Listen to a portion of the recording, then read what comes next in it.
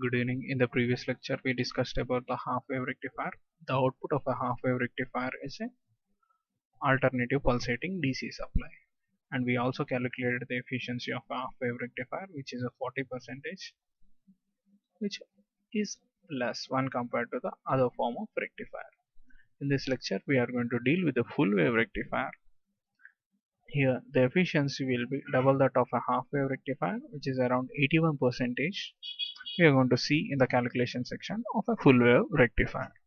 So in full wave rectifier, as the name suggests, it rectifies both the positive wave as well as negative wave. So it utilizes both positive wave and as well as a negative wave of the input.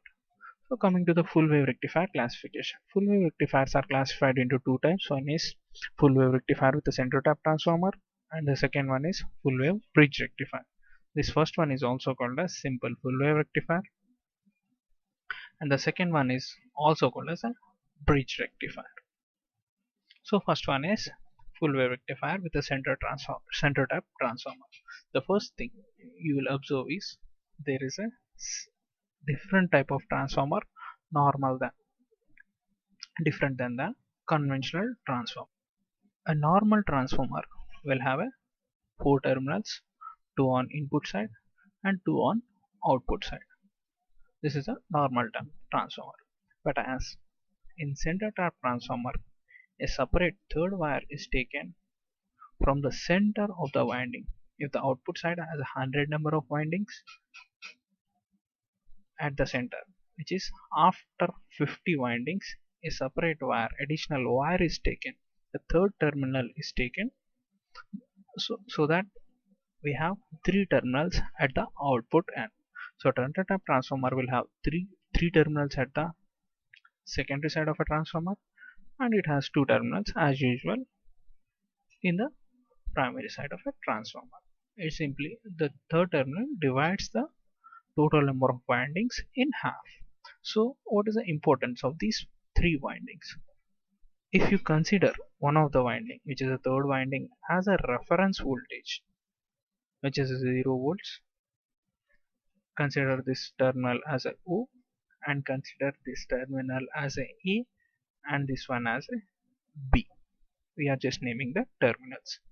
If you take this one as a reference as a 0 volts, if you plot a graph or plot the voltage observed at a terminal A, which will be similar to that of a input. We applied input.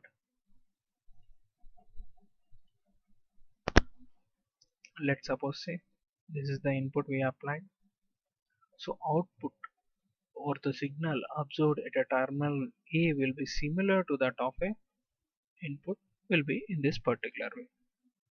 As this is a step down transformer as well as a center tap transformer, the magnitude varies but the shape of the signal will be the same. Next, coming to the terminal B voltages. At the terminal B, the voltages will be exactly opposite to that of a terminal A. They are mirror images. If the terminal A is 0, B will be 0, and if the terminal A has plus 12 volts, assume the terminal B will have opposite to that of plus 12, which is minus 12 volts. If the terminal A has minus 12 volts, terminal B will have plus 12 volts. Exactly opposite. We can say that A and B terminals are conjugate to each other. So if you come to the full wave rectifier diagram, this is a basic circuit diagram of a full wave rectifier. This is the AC signal which we applied. Let us consider a 230 volt standard is applied across input of a center tap transformer. This is a AC signal we apply to a center tap transformer, input of a center tap transformer. The magnitude will be 230 times root 2, whereas here magnitude which will be very less since it is a step down transformer. So at a terminal A, as I said, it is similar to that of a input which just follows the input, whereas at a terminal B the waveform will be opposite to that of a terminal A. As 0 is a reference, 0 will be that voltage at O will be 0 volts. So if you observe, if you come to the next half of the circuit diagram, we have a two diodes and a load. In the next half, diode D1 is connected to terminal A. So D1 is always connected to A. The signal at a terminal A will be in this way, and signal at a terminal B in the terminal B will be in this way, which is connected to diode D2. This is with the connection. We are going to analyze the circuit with respect to time. Let us consider at time t equal to 0 seconds. At time t equal to 0 seconds, what is the diode terminal voltage at A? Terminal voltage at A is 0 volts. And at t equal to 0, terminal voltage at B is also 0. So obviously the output voltage will also be 0, as there are no currents in the circuit. Moving on, which is at t equal to 0 to 180 degrees. Between 0 to 180 degrees, what is the voltage at terminal A? This is a 0 line, this is a 180 degrees line, this is a 360 degrees at this particular point. 180, 360. Between 0 to 180 degrees, what is the voltage at terminal A? If you observe between 0 to 180 degrees, the voltage at terminal A is always a positive. At this particular point, what is the voltage? Suppose peak is at 12 volts, it will be plus 12 volts. At this particular point, what is the voltage? It will be plus 6 volts. So at any instant from 0 to 180, the voltage at terminal A is always positive. Now moving on to the terminal B, which is where diode D2 is connected. At diode D2 at terminal B, the voltage always a negative from 0 to 180 degrees. So this terminal is always connected to negative. Whereas the voltage at O is, since it is a reference, it will be 0 volts. If this is 0 volts, then this will be also 0, this will be 0 volts, and this will be 0 volts. Now coming to the diode D1. We took a diode D1. If you observe, negative plate is connected to the reference, which is a 0 volts, and a positive plate is connected to P side is connected to a terminal A, which has higher voltage. This terminal A is connected to higher voltage compared to 0. So obviously the negative side will be a lower voltage. So positive plate is connected to higher voltage level and negative plate is connected to lower voltage level. So we can conclude that D1 diode is in forward bias. Coming to the diode D2. Diode D2, P side is connected to negative voltage level and the N side is connected to 0 voltage. So if you compare, which one is a higher one? 0 volts is higher one. So negative plate is connected to higher voltage level and positive plate is connected to lower voltage level. So we can, with this we can conclude that the diode D2 is in reverse bias. Moving on to the next half of the cycle, which is 180 to 360 degrees. Between 180 to 360, the voltage at terminal A is always negative. So we can consider this one as a negative, and voltages at terminal B are always positive. So take a diode D1, the voltage at terminal A are negative values, so we can treat that one as a low. Voltage at N side of the diode is a 0 volts compared to that of a negative values, which is high, so this one has high voltage. So if P side is connected to lower voltage and N side is connected to higher voltage, we can say that diode D1 is in our reverse bias condition. So it is in simply off position. Diode D, the diodes which are off position are 0 to 180 degrees is diode D1. The diode which is on position is D2. So moving on to the diode D2. Diode D2 P side is connected to positive values, which is terminal B, which is high, and the other side N side is connected to 0 volts, which is a low when compared to that of other side. So we can say the diode D2 is in forward bias condition, which is in on position, considering these diodes as a ideal diodes. So in conclusion, from 0 to 180 degrees, the diode D1 is on. Whichever with the signal at a terminal A, it is entirely reflected onto the output.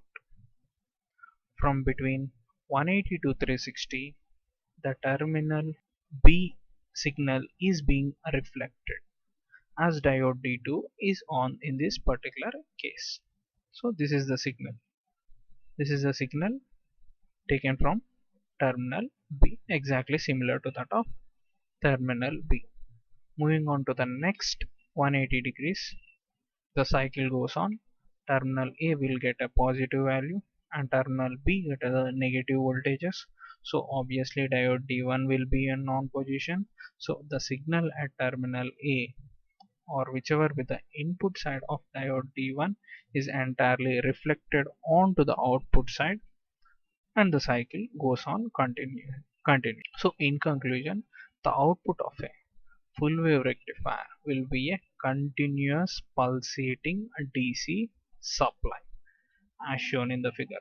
The diodes which are in on position are these diodes during these periods, and diodes which are in off position are these diodes during this respective period. In conclusion, we can say the full wave rectifier output is a continuous pulsating DC supply. Moving on to the calculation part of a full wave rectifier, as we calculated efficiency, form factor, a ripple factor for a half wave rectifier.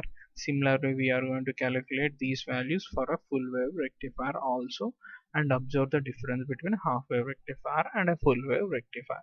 As a signal, output signal is a continuous pulsating DC supply. In the first unit, or in the assignment 1, we calculated the average values for this type of waveform and also RMS values for this type of waveform. Just recollect those notes. If you recollect, the average value formula will be 1 by t integral 0 to pi v of t. It is 0 to t v of t dt, so that where t is the time period. Here the time period of a signal is pi, since that portion is repeating multiple times. 1 by pi integral 0 to pi v of t, expression for the signal. Since it is a sinusoidal signal, the expression will be Vm sin omega t d omega t. Upon solving this expression, the final average value will be 2 Vm by pi. Similarly, for the RMS, the voltage waveform, RMS voltage waveform will be under root 1 by t integral 0 to t v of t whole square dt, where t is the time period. As we discussed, time period is 1 by pi, 1 by integral 0 to pi Vm sin omega t. This is nothing but a signal expression for a signal whole square d omega t. Upon solving this expression, the final expression will be Vrms equal to Vm by root 2, and the efficiency expression will be same expression we used in a half wave rectifier, which is efficiency equal to P load by P input, power consumed by the load by power input power given to the load. So if you substitute A and B values in this expression, the final value, efficiency value, will be efficiency equal to percentile efficiency equal to 81.057%. Hence we can say that the full wave rectifier has an efficiency of 81.057, which is double that of a half wave rectifier. So finally, the form factor. The formula for form factor is given here, and we also discussed what is the form factor in the first unit. Similarly, the ripple factor represents how the waveform is diverted from a standard DC signal. If the ripple factor is non-zero value, it is not a DC signal. If it is closer to zero value, it is closer to pure DC signal. Our next concept is full wave bridge rectifier. In the full wave bridge rectifier, instead of using a center tap transformer, we are going to use additional two diodes. Now, what is the advantages of type 1 and type 2, which is a center tap transformer type and bridge rectifier type full wave rectifier? In a center tap type of transformer, we need an additional special type of transformer which need a 3 terminals. The cost of this additional transformer is comparatively very high when compared with the two diodes. Additionally, we are using only two diodes. The cost of a two diodes is very less when compared with the additional center tap transformer. So most widely used type of a full wave rectifier is a bridge rectifier, since the cost is very less. Moving on to the circuit diagram.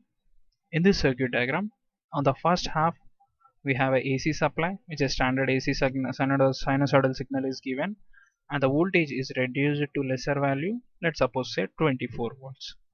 Reduce it to 24 volts with the help of a step down transformer, a normal transformer, not a center tap transformer. And the diodes, four diodes are arranged in this particular combination.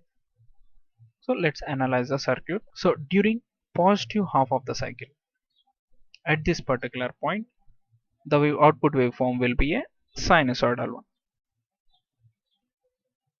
At this side, since this one is a reference, it will be always a 0 volts. To analyze any circuit, we should connect one terminal to a reference, and we should treat that reference voltage at 0 volts.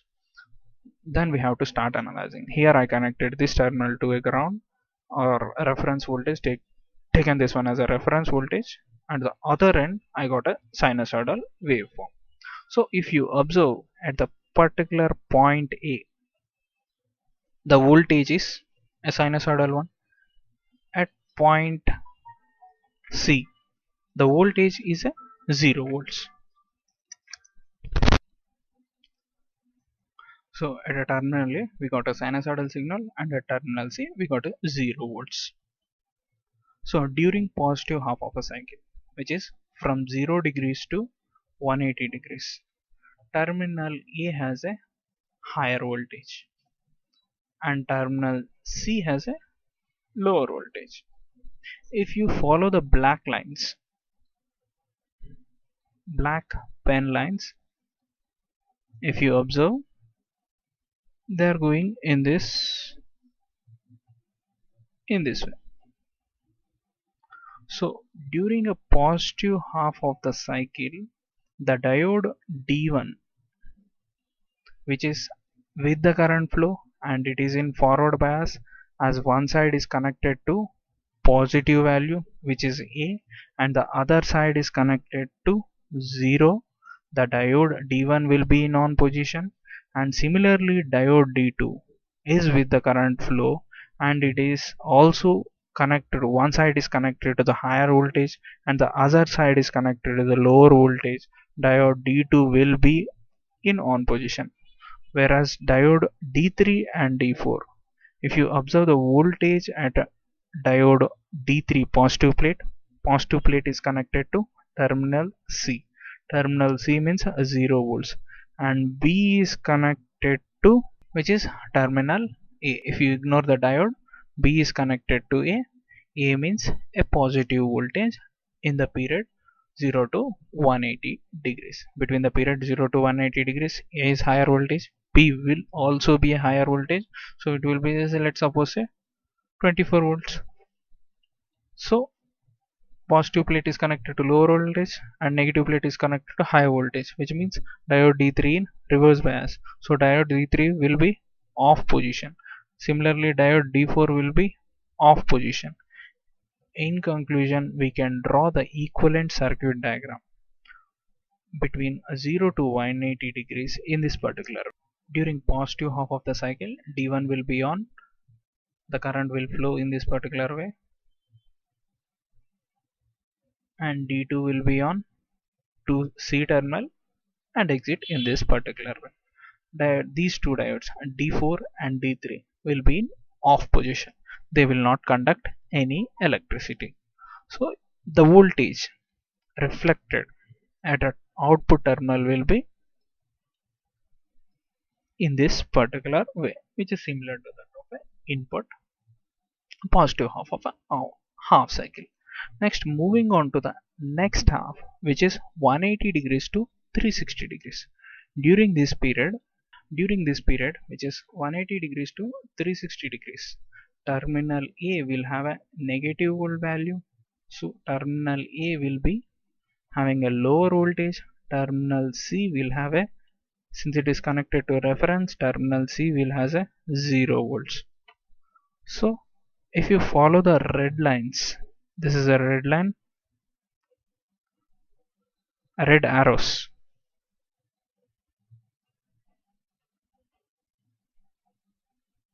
This is a current path. If you observe the voltage, positive side is connected to, for diode D3, we are analyzing the voltages. For diode D3, positive plate is connected to 0 volts and negative plate is connected to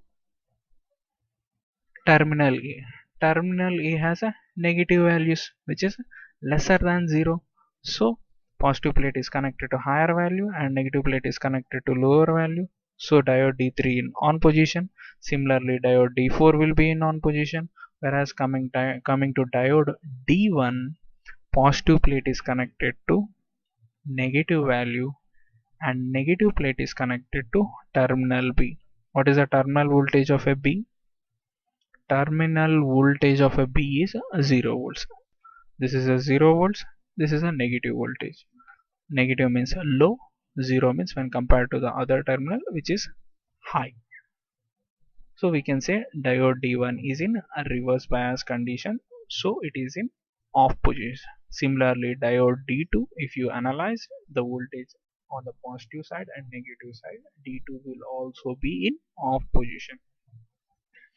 So in conclusion, during the time period 180 to 360 degrees, this is the resultant or equivalent circuit diagram and the flow of a current.